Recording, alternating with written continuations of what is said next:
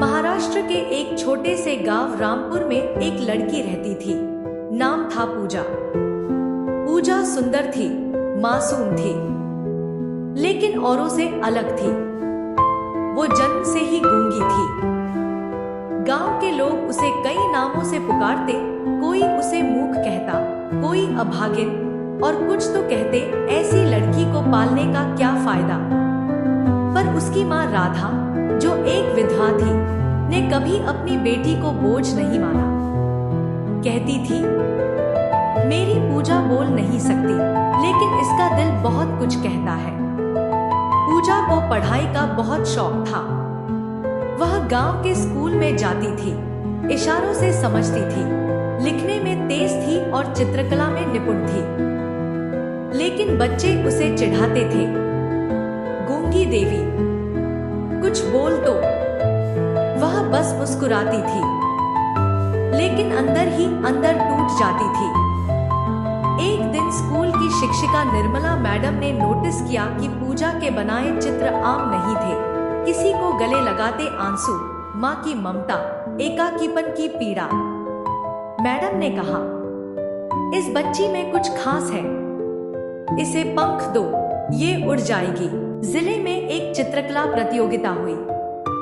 पूजा पहली बार गांव से बाहर निकली। उसने दिल से एक चित्र बनाया, एक माँ और बेटी की जोड़ी, जंगल में अकेली, और ऊपर लिखा था, जो होता है अच्छे के लिए होता है। पर जब परिणाम आया, पूजा का नाम नहीं था। वह टूट गई। राधा ने उसके बाल सहलाए और हाथ में लिखा, बेटी, अभी नहीं हुआ तो इसका मतलब और बड़ा कुछ होने वाला है। लेकिन उस रात तेज बारिश हुई, बिजली गिरी, घर की छत का एक हिस्सा गिरा। पूजा तो बच गई, पर राधा हमेशा के लिए चली गई। पूजा की दुनिया उजड़ गई।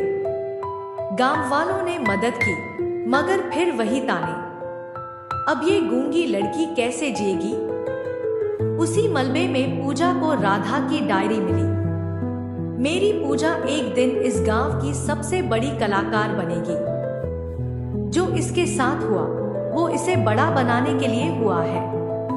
उस दिन पूजा ने अपने आंसुओं से कसम खाई, अब मेरी चुप्पी ही मेरी सबसे बड़ी ताकत बनेगी। पूजा ने गांव छोड़ा, पुणे पहुंची। एक एनजीओ में सफाई का काम करने लगी। रहने को जगह मिल गई। दिन में काम, रात में पुराने अखबारों पर स्केच। अब उसके चित्रों में दर्द की गहराई थी। एक दिन एनजीओ में मीनाक्षी जाधव, एक आर्ट गैलरी संचालिका आई। उन्होंने पूजा के स्केच देखे और दंग रह गई। ये तो प्रोफेशनल आर्टिस्ट से भी बेहतर है। किसने बनाए?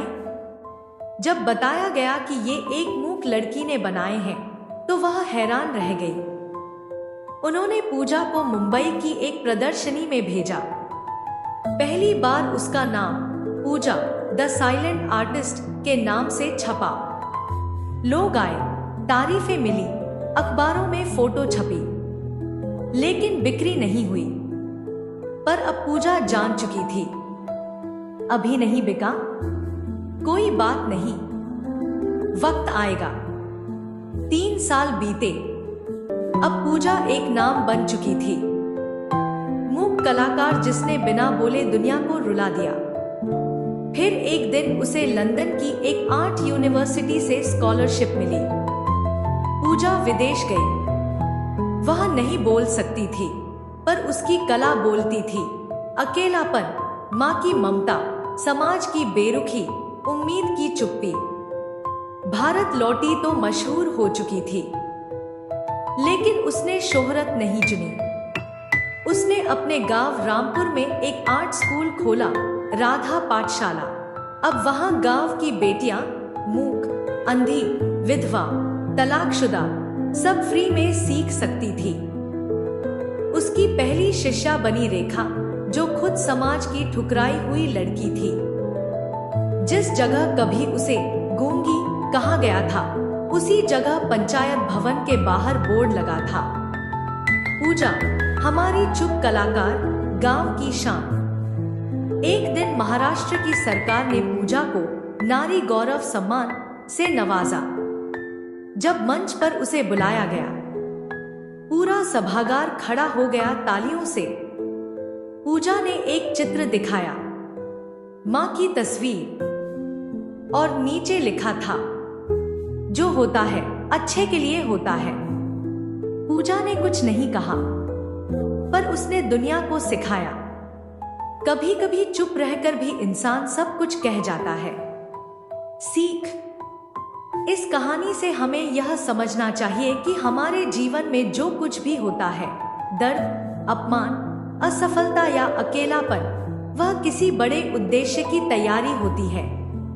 अगर हम हार नहीं माने और आगे बढ़ते रहें, तो वही राह हमें वहां ले जाती है जहां हम असल में पहुंचना चाहते हैं। कभी मत भूलिए, जो होता है अच्छे के लिए होता है।